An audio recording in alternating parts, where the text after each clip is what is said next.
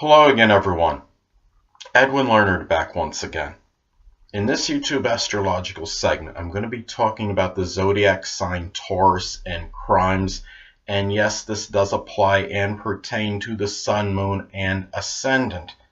Well, anyway, people, the first thing is as far as Taurus and crimes go. Well, Taurus can, I talk about as far as the crimes that Taurus may have a strong propensity to commit, and those can be often of a monetary nature, money crimes, financial crimes, I call them, and this can cover a wide divergence of things, including extortion, robbery, money laundering, and even sometimes illegal money-making scams. Taurus is generally a sign that's not often short of get-rich-quick schemes, and these can sometimes be ones that are nefarious and illegal.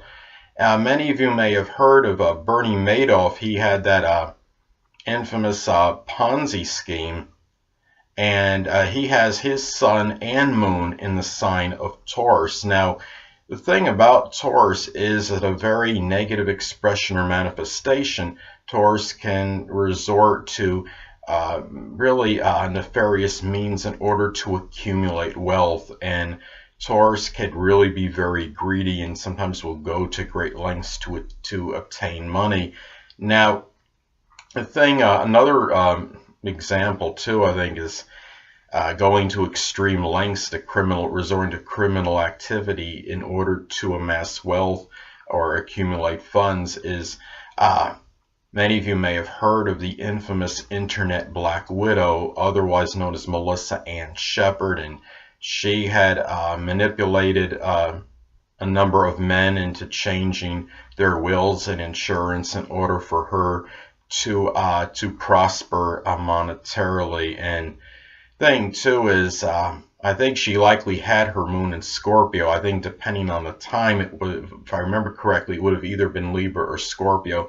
But the manipulative nature probably had, I would say, is almost, I feel close to 100% certainty that it would have been in Scorpio.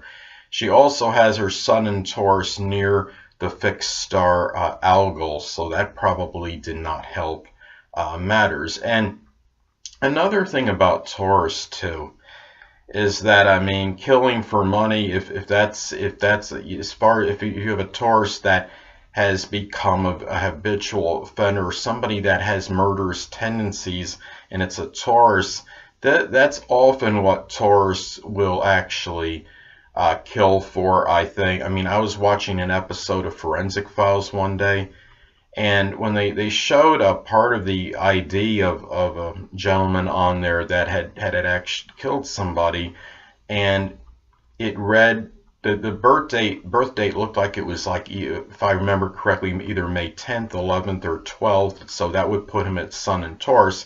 The investigators or somebody connected with the case, I believe, had stated that they felt that he just went out and killed for money, but what it was is he wound up getting a car that he didn't have to pay for.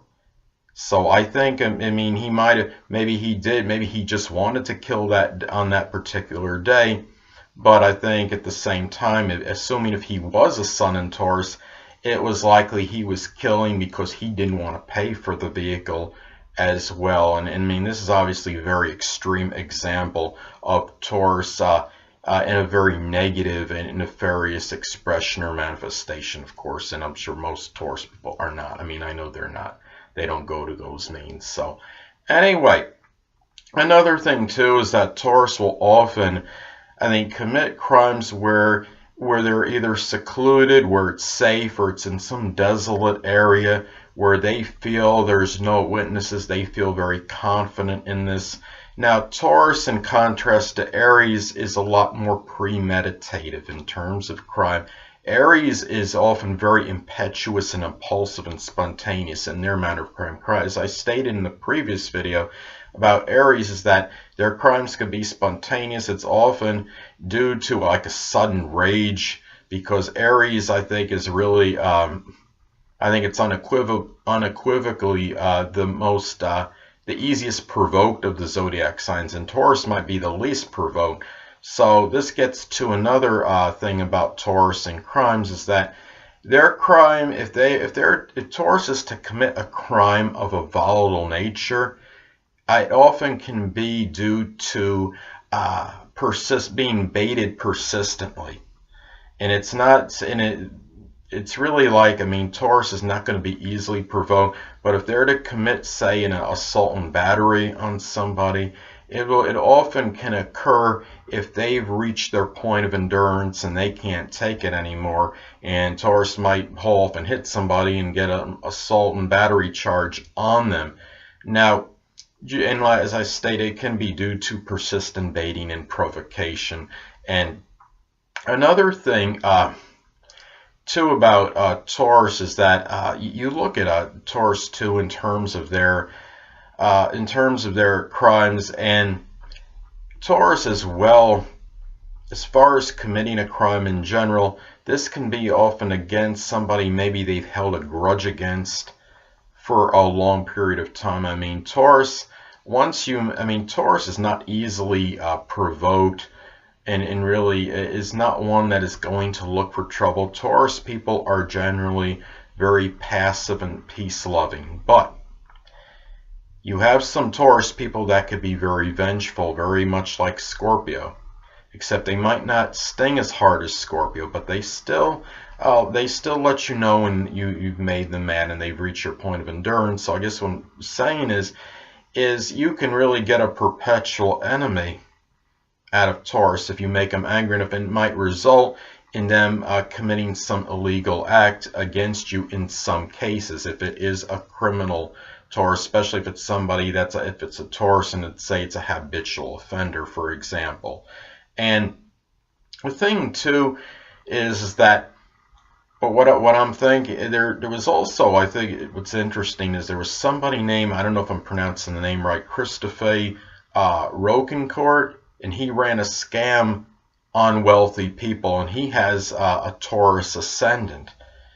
And he was an imposter, an impersonator, and what it tells me is that Taurus can be rather charming. It wouldn't surprise me if he used his charm in order to con people out of prodigious amounts of money, and I think that could play a role too in Taurus and crimes. So anyway, people, that'll conclude this YouTube astrological segment for Taurus and crimes.